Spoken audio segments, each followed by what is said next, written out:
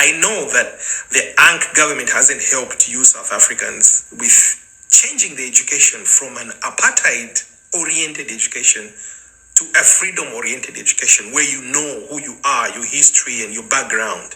They haven't done much. Your education is still as poor as it was during the apartheid days. As a result, most of the South Africans, this generation now, has forgotten all about the history. And that's very dangerous because you might welcome an enemy into your house and they might take your land back. Why am I saying this, that South Africans must be grateful to the rest of Africa? South Africa would not be free had it not been that Africa stood together.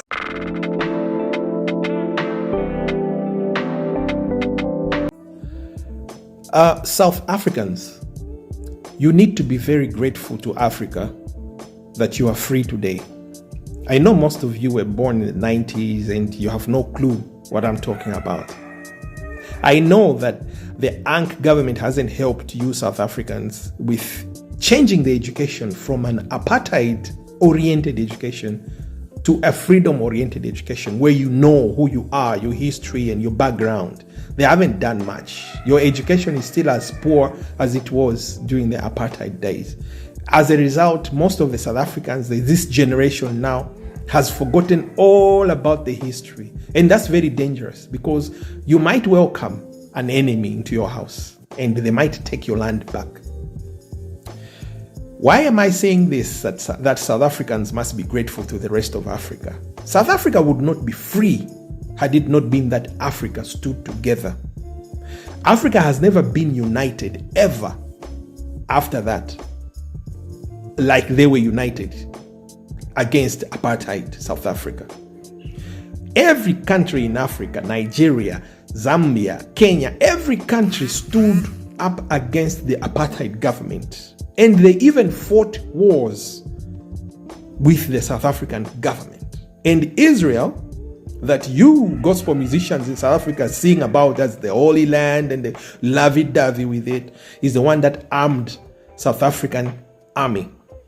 They even armed South African apartheid government with nuclear arms. Maybe you will just hear rumors because in your education in South Africa, it is still the apartheid education, which is blind, keeping you blind to what is happening now, what is happening around you in Africa, in the world, and what happened before. Maybe your education doesn't tell you, but once upon a time, South Africa was a nuclear power and courtesy to Israel. And Israel was supplying guns and pepper spray and other stuff so that the South African government can keep you, South Africans that sing about the Holy Land of Israel, captive as subjects in apartheid. So why am I saying you should be grateful to Africa that you are free today? Because you wouldn't have been free had it not been for Africa. Let me tell you something. Palestine today is not free because the Arabs turned against them. You know, Saudi Arabia, talk of Bahrain, talk of Jordan, talk of Egypt and others, they've been bedfellows, they've been good friends with the United States. And the United States is the main supporter of the Israeli state, which oppresses Palestine. So these Arab countries received money.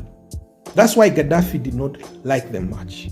They received money, they received arms in billions so that they should pay a blind eye to the situation in Palestine.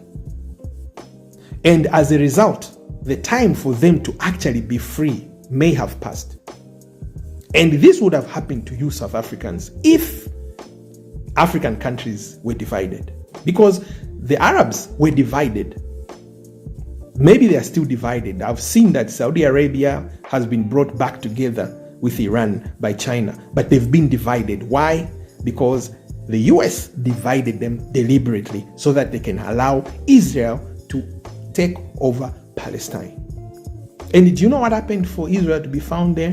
The Israelis used Palestinian passports. Palestinians allowed them to use passports to fly to Palestine and live as refugees.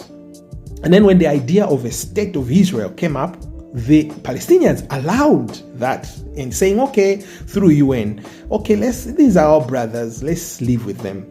And the rest is history. What happened? The ones who were refugees are now the owners of the land, and the owners of the land are now refugees in their own country. So you South Africans need to start to look at your education system.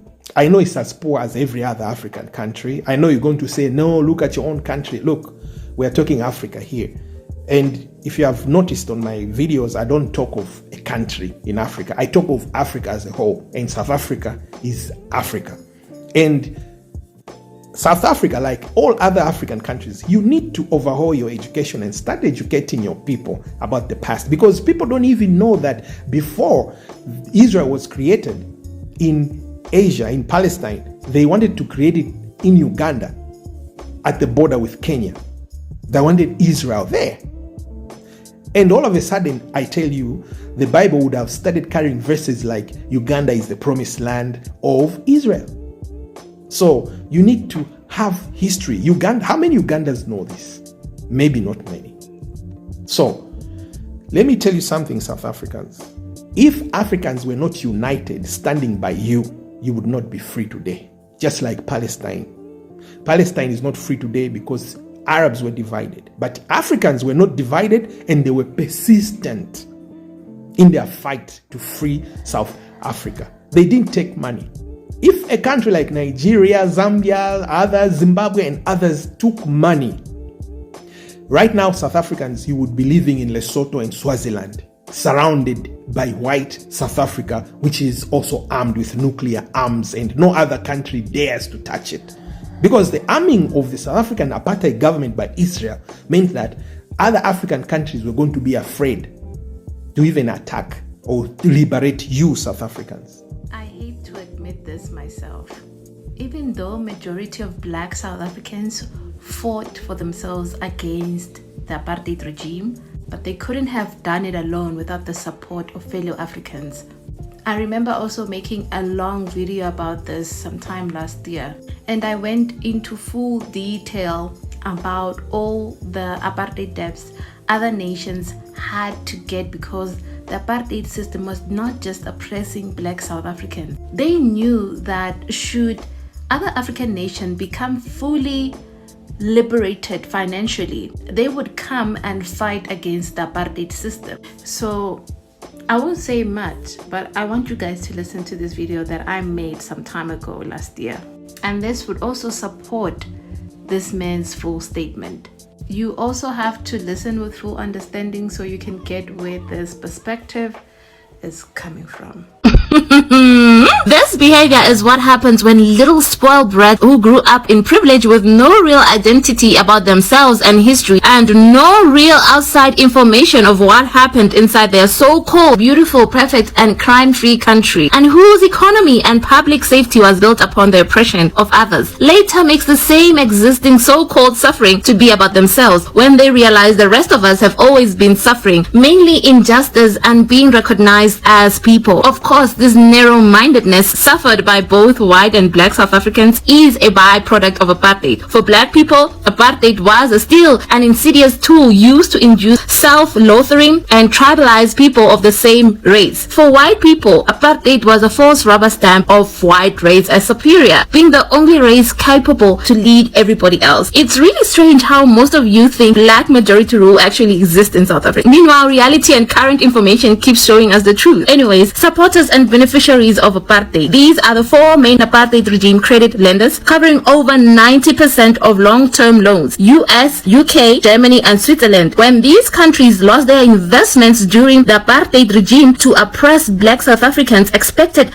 us, the citizens, to pay back their investments in a so-called new democracy, when they were the same countries who made a deal with the NP government during apartheid. The same money paying back apartheid debts and loan post-1994 should have been used as reparations to the black community for the injustice we continue to suffer to this day. Sometimes I actually believe that this so-called democracy began in 2001 when we finished paying loans and debts left to us by the MP. People like Botha and de Klerk stole public funds, including private funds directed to sustaining the apartheid regime deliberately, and watched us pay $25 billion to these countries, which they, the white elites and the supporters of apartheid regime, should have been sanctioned to pay. Again, they are responsible for South Africa being the most unequal society in the world. High levels of unemployment through hiring illegal immigrants to cut costs of actually paying black South Africans and expecting black South Africans with their qualifications to be satisfied with 3.5 per month salary. It's easier to exploit illegal immigrants for cheap labor and